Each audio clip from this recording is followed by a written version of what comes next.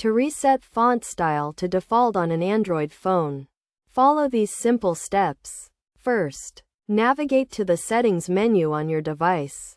This can be done by locating the settings icon on your home screen or in the app drawer and tapping on it. Once you are in the Settings menu, scroll down and select the Display option. The Display option may be labeled as Display or Screen depending on your device manufacturer. In the Display menu, look for the Font Style or Font Size option and select it. This option may be located under the Advanced or More Settings section depending on your device. After selecting the Font Style option, you will see a list of available font styles and sizes.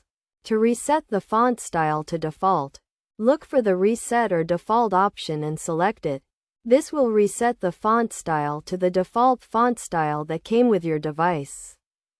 Alternatively, if you do not see a reset option, you can also reset the font style by selecting the Default or System Font option. This will also reset the font style to the default font style. It is also important to note that some devices may have a slightly different menu layout, so you may need to explore the Settings menu to find the font style option.